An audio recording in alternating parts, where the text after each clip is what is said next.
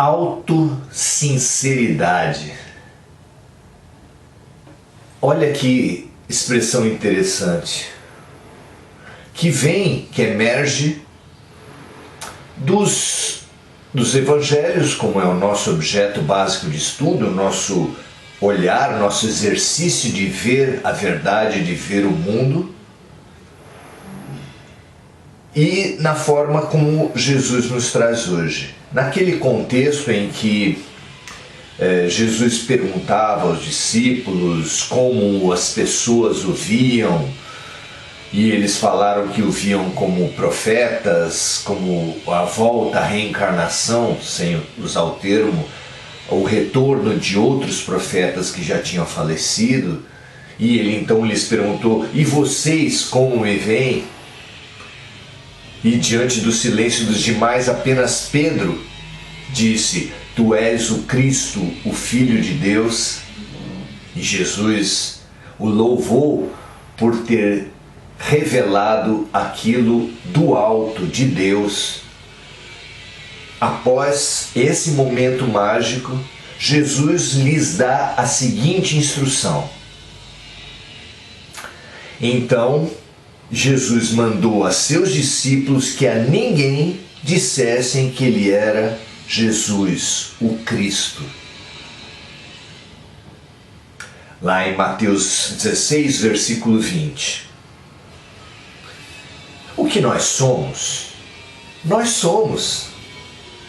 Não há necessidade de arrogar posições de uma forma e nos transformarmos em seres arrogantes, nos pretendermos posições e cargos e assim nos fazermos pretensiosos.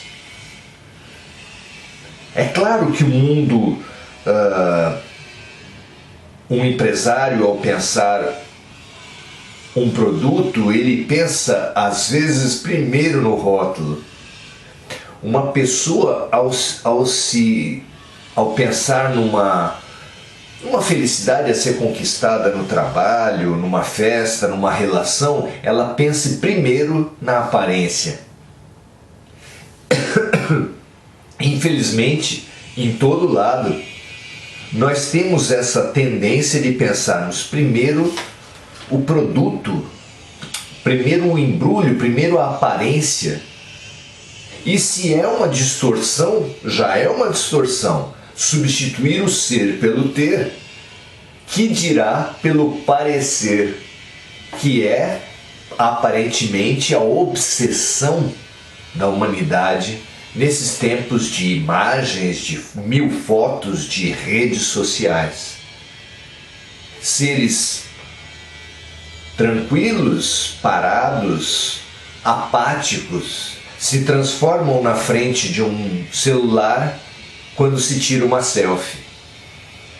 Exatamente pensando na postagem na rede social, onde nós queremos nos mostrar felizes. Aparência, rotular, parecer, essas posições que tanto dominam o imaginário humano precisam ser revistas, porque essa posição que nos tem dominado até agora nos tem conduzido a decadências, infelicidades, crises.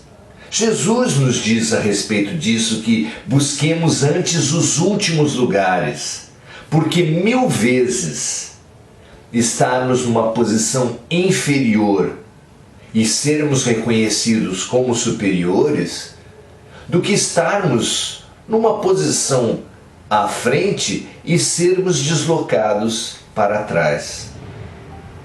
Não é verdade? É isso que o mestre ensina.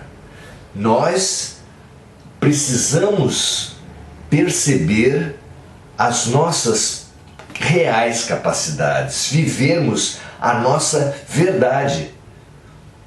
Esse incômodo, esse medo, essa angústia permanente que nós temos e que a gente acha que é por causa da violência do mundo, por causa da atitude das pessoas, por causa do ambiente que nos cerca, da falsidade da sociedade, das precariedades do nosso entorno, das pessoas à nossa volta. Na verdade, em boa parte, essa angústia nos vem do personagem que nós usamos para fazer parte dessa sociedade que nós criticamos, para nos vermos melhores, para vencermos diante do mundo que nós tanto deploramos. É uma posição contraditória, uma posição dúbia, que nós precisamos enxergar. Enxergar e enxergar-nos. Esse é o convite da vida. Esse é o convite da existência, que nós possamos viver a nossa verdade, preocuparmos-nos em ser, porque quando o discípulo está pronto, o mestre aparece. Quando nós realmente estivermos aptos às situações, o mundo atrairá as posições. Não é preciso essa obsessão pela rotulagem, que depois nos desarmoniza, porque já que não estávamos preparados para ela, precisamos sustentar o insustentável. Não, vivamos a nossa verdade, o sim, sim e o não, não, o exterior de acordo com o interior, e a nossa paz de espírito propiciará uma vida muito mais tranquila, muito mais pacífica, muito mais produtiva, porque então toda a energia que até agora nós temos gasto na construção e na manutenção de uma mentira, nós vamos usar na realização da verdade. Que assim seja, meus amigos, graças a Deus. Sinceridade para todos nós, sem cera, sem maquiagem.